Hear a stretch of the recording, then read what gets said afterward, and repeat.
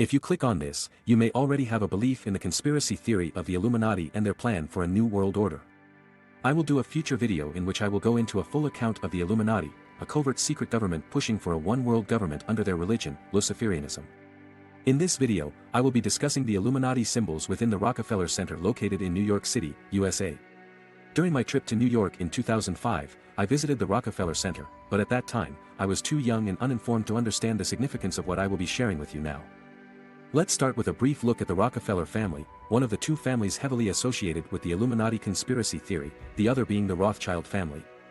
John D. Rockefeller Sr., the patriarch of the family, established the Standard Oil business in 1870. There is a theory that the Rothschild family supported him with funds. He created a monopoly over the oil sector in the United States by acquiring or eliminating his rivals. In 1909, the corporation was sued under the Sherman Antitrust Act because they had a 91% production and 85% sales monopoly on kerosene in the U.S. In 1911, Standard Oil was ordered to split up into 34 separate corporations, which have now been consolidated into the major oil companies, such as ExxonMobil, BP, Shell, and Chevron. Following this incident, John D. Rockefeller Sr. established many foundations that worked in the areas of medical, education, and scientific research. The development of the pharmaceutical and medical model can be largely attributed to the direct and indirect influence of the Rockefeller family through their funds. John D. Rockefeller Jr., the son of John D. Rockefeller Sr., spearheaded the construction of the Rockefeller Center from 1930 to 1939. The 22-acre space consists of 19 buildings between 48th and 51st Street in the Midtown Manhattan neighborhood of New York City. However, before we explore the symbolism in the Rockefeller Center, let's establish possible links between the Rockefeller family and the Illuminati. After the First World War, the League of Nations was established with the aim of preventing another large-scale war.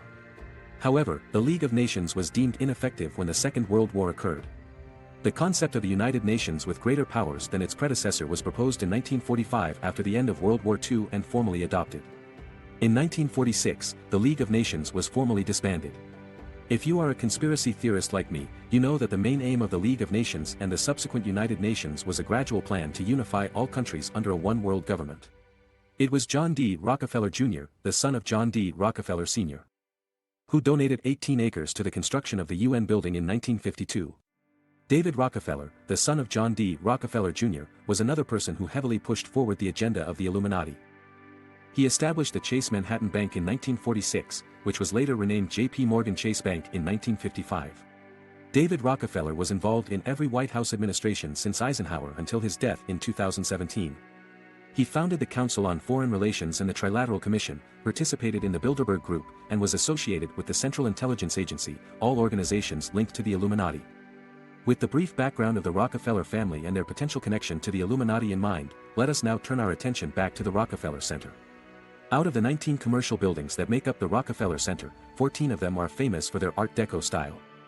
If you are observant and understand symbolism and mythology, you can see that Rockefeller Center was built with Luciferianism in mind. However, it is worth noting that Luciferianism is not strictly speaking Satanism, at least according to Luciferians. The idea of Luciferianism is mainly drawn from Gnostic teachings. I will do a separate future video on Gnosticism, so please like and subscribe so that you will not miss those. In Gnosticism, one of the fundamental principles is the duality that exists in our universe, where there is both a good God and an evil one. The good God is the true God, and the evil one is a lesser god known as the demiurge that created our material world. The God of the Israelites, which is subsequently adopted by Jews and Christians, is Yahweh. From a Gnostic perspective, Yahweh is seen as the demiurge who created our material world and is not the true God. This is why Gnostics of different traditions have been persecuted by the Roman Catholic Church for heresy in the Middle Ages. Whilst Yahweh refused to allow humans to eat from the tree of good and evil, Lucifer, through the serpent, persuaded humans to bite the apple and gain knowledge. The archetype of reason, intelligence and critical thought, Lucifer represents enlightenment through self, instead of through an external being, Yahweh or otherwise. I would like to emphasize here in case I got misunderstood, no, I am not a Luciferian, nor am I a member of the Illuminati. Even though I believe in the concept of self-enlightenment, the enlightenment that the elites and Illuminati speak of is that accomplished through reason and the intellect. Their ideal man is that of the rational scientist and technocrat, not that of the spiritual adept which I identify more with. With that explanation out of the way, the Rockefeller Center, through its art forms, seems to be referring to the same theme, the triumph of man over God through knowledge. The most prominent statue in Rockefeller Center is arguably the Prometheus Fountain. In Greek mythology, Prometheus is a titan who betrayed the god Zeus by stealing fire and giving it to mankind, with fire representing the arts of civilization, including writing, science, and medicine. As retribution for his crimes, Zeus chained Prometheus to a rock and ordered a giant eagle to consume his liver every day. By allowing the liver to grow back the following day, Zeus ensured constant torment for Prometheus.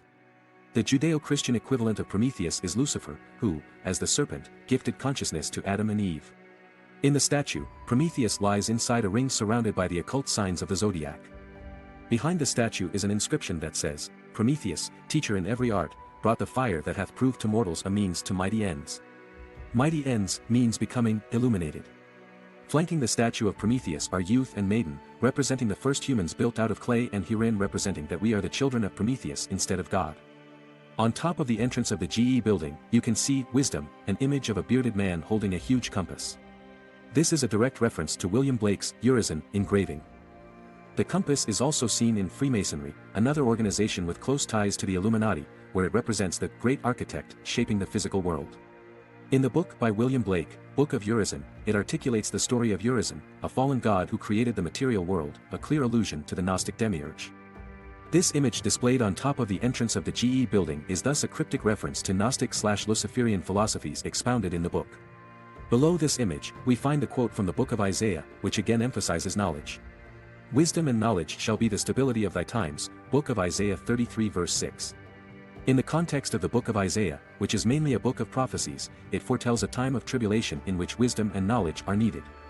This period of tribulation is probably what is happening now as the world moves towards this new world order crafted by the Illuminati.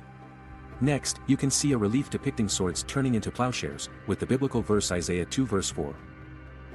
"He will judge between the nations and will settle disputes for many peoples. They will beat their swords into plowshares and their spears into pruning hooks. Nation will not take up sword against nation nor will they train for war anymore." This elucidates the new world order of a single court governing all nations, a one-world government bringing about an era of world peace. This illustration of swords turning into plowshares is not just found in Rockefeller Center alone, it is also found in the United Nations building and Denver International Airport, both sites with heavy Illuminati symbolism. Another prominent statue is Atlas carrying the world on his shoulders, who like Prometheus, defied Zeus, sacrificed himself and was forced to carry the world on his shoulders. Thus, Atlas can also be seen as the Luciferian equivalent of Jesus nailed to the cross, and that is exactly what is depicted in the statue. From behind, the statue looks like the crucified Jesus Christ. There is clear indication of astronomical alignment. The north-south axis of the armillary sphere on his shoulders points to the North Star as viewed from New York City, and all the symbols for the planets and constellations are around the beam on Atlas's shoulders. The face is apparently modeled after Italian fascist dictator Benito Mussolini, who was in power at the time this statue was constructed. Besides these prominent features, if you walk around the other buildings, you can easily see Babylonian and Egyptian influence, and many occult symbols like the Torch of Illumination littered throughout the cluster. Let me know in the comments below whether you believe that the symbolism in Rockefeller Center demonstrate the influence of the Illuminati, or are all these merely coincidences?